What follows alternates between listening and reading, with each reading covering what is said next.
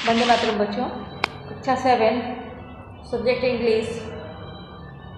आज मैं आपको 7th के यूनिट 1 इंग्लिश सब्जेक्ट के तीसरे भाग का वीडियो लेकर के आपके सामने प्रस्तुत हुई हूँ।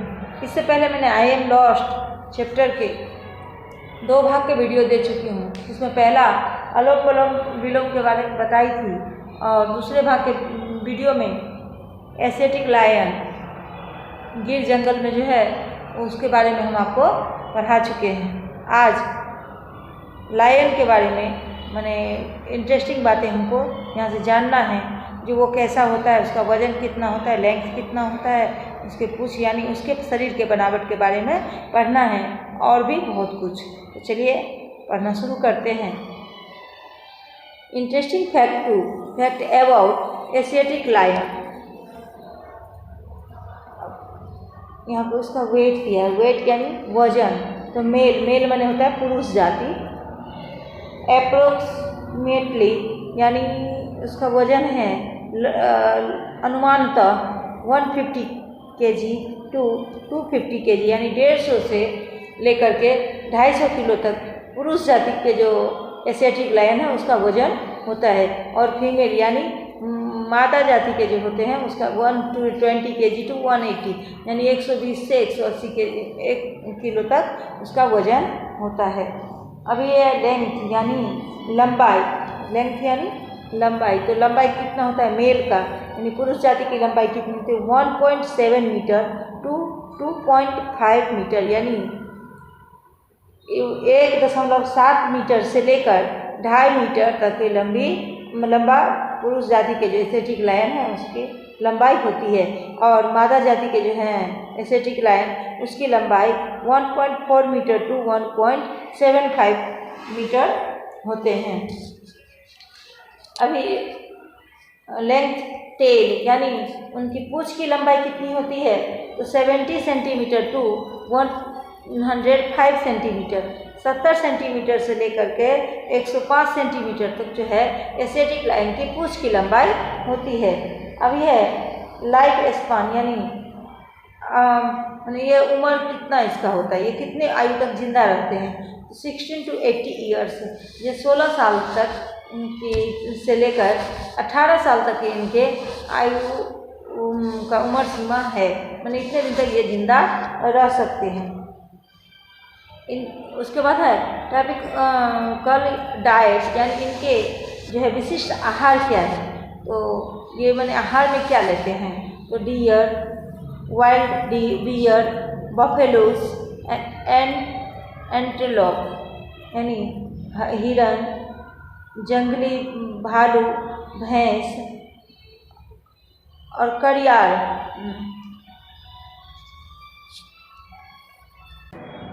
यहाँ देखिए एक्टिविटी 8 में study this map and read the dialogue based on it.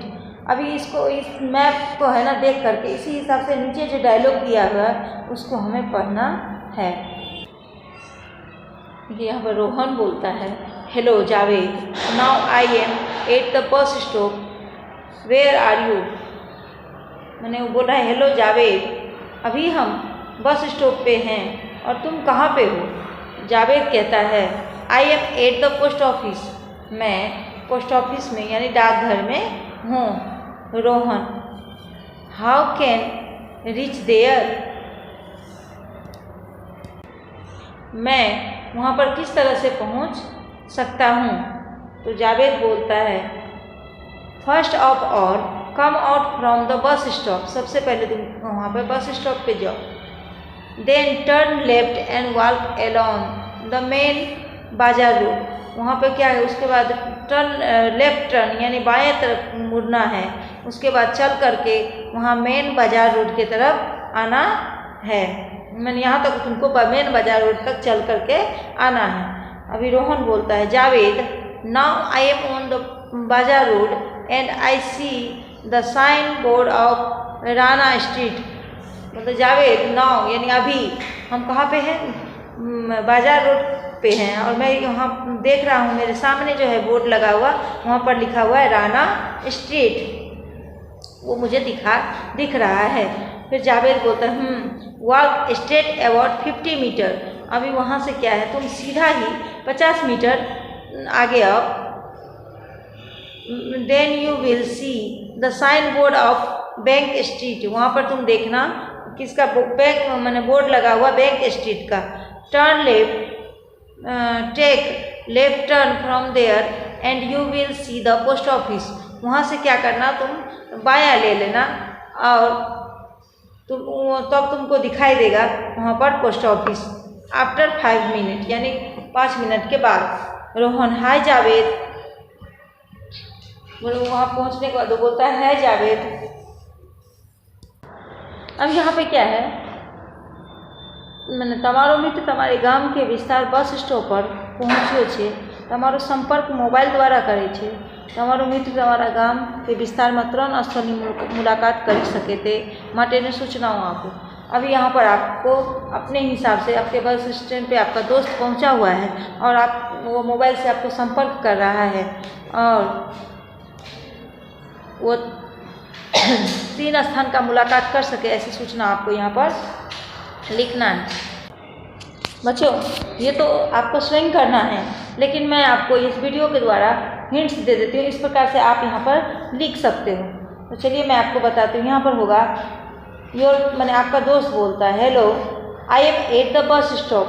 अभी आपको बोलना है you come out of the bus stop and take a left turn, walk along the main road and you will see the cinema hall. उसके बाद है इन a few minute, कुछ समय के बाद। यस योर फ्रेंड, मैंने आपका दोस्त फिर बोलेगा yes here I am standing near cinema hall. अभी आप बोलेंगे you good now take care a right turn and walk for about 50 metre you will see a big temple. यानी तुम जब वहाँ पे आओगे तो तुमको एक बड़ा टेम्पल यानी मंदिर दिखेगा। After a few minute your friend okay I have reaches the temple it is beautiful now what. वो बोला है मैं यहाँ तक आ गया हूँ, अभी तुम कहाँ पे हो। आप बोलोगे देखो यू क्रॉस द रोड, अभी आप जो है ना रोड को क्रॉस करो। Your friend all right here I go, ठीक है मैं वहाँ जा रहा हूँ।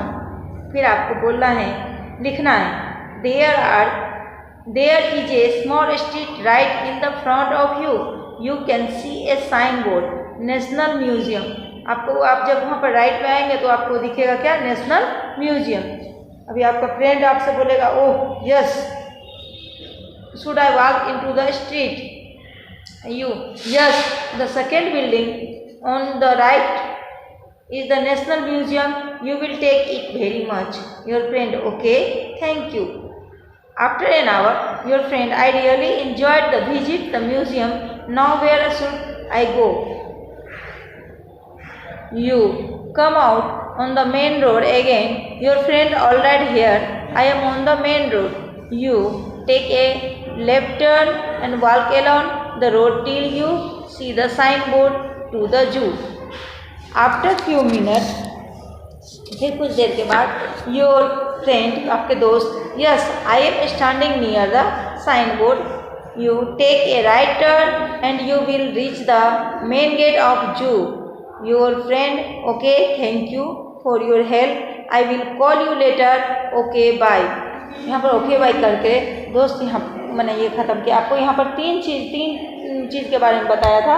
तो मैंने पहला आपको सिनेमा हॉल के बारे में बताई, दूसरा मंदिर के बारे में और तीसरा जो है वो जू के बारे में।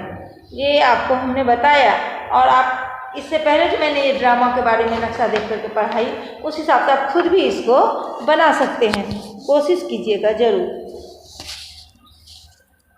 अभी चैप्टर के अंत में ये एक पोएम दिया हुआ है जिसको हम मैंने सुर में गाएंगे और उसे एंजॉय करेंगे, इससे आनंद उठाएंगे।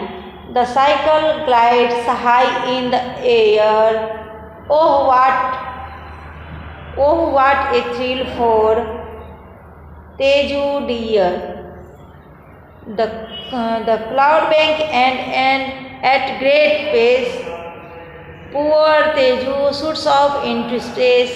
Then Teju see with great delight 2 wings appear to help his flight. ये सिर्फ आपको पढ़ने के लिए ऐसा है और इसे पढ़ करके आप अभ्यास कीजिएगा। तो यहाँ पे ये पाठ को मैंने ख़त्म होता है, यानी तीसरा वीडियो भी यहाँ ख़त्म हो रहा है। अभी इसका जो क्वेश्चन आंसर है वो वर्कशीट के माध्यम से मैं आपको भेज रही हूँ और ये वर्कशीट कंप्लीट होने के बाद आपके जो क्लास टीचर हैं उनके व्हाट्सएप में आपको यह भेजना है। होमवर्क पूरा होने के बाद अपने क्लास टीचर के व्हाट्सएप नंबर जो है आपके पास उस पर आपको भेजना है। धन्यवाद।